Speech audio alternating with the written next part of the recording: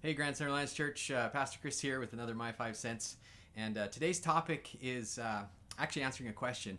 How do you build intimacy with God? So one of the things that we have been going through in our the Waiting Room series is that we've been talking about that waiting gives you the opportunity to build intimacy with God and dependency on Him. And so I just want to, I guess the big question that comes from it, well, then how do you do that? And so there's a whole bunch of different ways that you can do that. In fact, it's one of the reasons why we have a playlist that we release every Sunday, thought through, prayed through. This is an opportunity to kind of stir your affections for Jesus, to build some intimacy with Him. So music is one of those ways. But today I want to concentrate on just one other way. There's lots of ways, but in this way, maybe the most important and maybe primary way is the Bible. I think the Bible is one of the ways one of the tools, one of the gifts that God has given us so that we can build intimacy with Him. And I think there's three things that help us to do that. And before we get to those three things, just want to talk about one thing. And this one thing is this idea that has been prevalent about devotions. Now, when I say the word Bible and devotions, I think every Christian has a twinge of guilt that comes into their heart and mind. And it's because, here's the truth, none of us read the Bible enough and none of us pray enough. And so we're all like, oh, guilt, oh no. And so the last thing I want to do in this couple minutes is try to use guilt to motivate you, because guilt is a terrible motivator. And I don't want to be motivated by guilt to read God's word. That just is not appealing to me. In fact, I think the motivation that we need is love. And so how do we get that love? And so that's another way of saying, how do we build intimacy with God? So here's the three things. First of all, I think you have to have a correct view of the Bible. There's so many misconceptions out there of what God's word is in the Bible.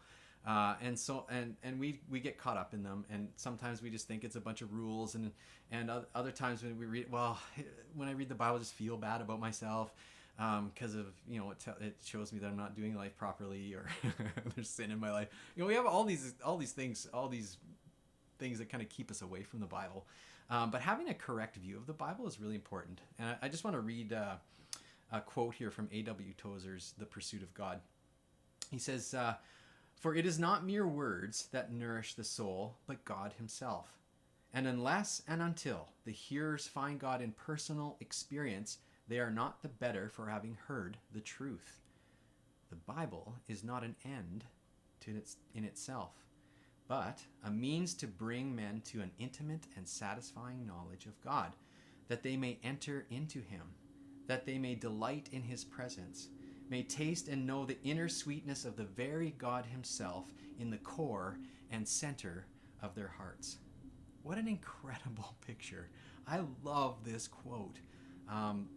That's what the Bible is. This is what the opportunity that God has given us, that we can delight in His presence through it.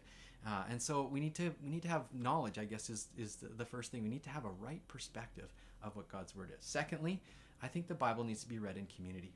We live in a very individualistic culture, and I think that has shaped the way we view the Bible and faith, really, altogether. It's very individual. But I think the Bible was written and meant to be read for the community, by the community. And I think that that's kind of its wheelhouse.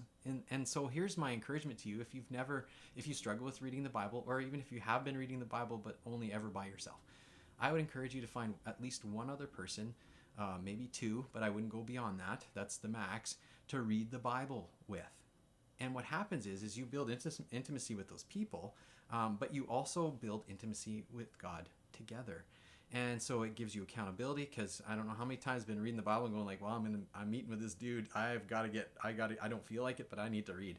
And so it gives you some accountability. It also gives you an outlet that you can actually process some of the things that you've been reading. It's one of the big flaws I think we have, is that we don't actually live out the things that we're learning. And so that helps you to do that. And so I think reading the Bible in community is really important. It'll help you. Thirdly, is to ask God to put the hunger in your heart for Him and His word. I think this is so key. Ask God for it. Ask Him to put that love, that motivation that you need to get into the Bible. I think that's super important.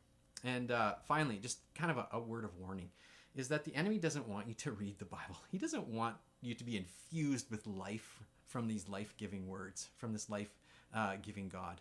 He doesn't want that for you, and so he's going to push back. So it's not always the laziness or mixed up priorities or whatever excuse or whatever we might think it is. It might be some of those things, but I think a majority of the reason we don't read the Bible is because it's a spiritual thing. The enemy does not want you to read the Bible. And so that's my 5 cents about the Bible. I hope this has been beneficial for you, and I hope you can build some intimacy with God and dependence on him.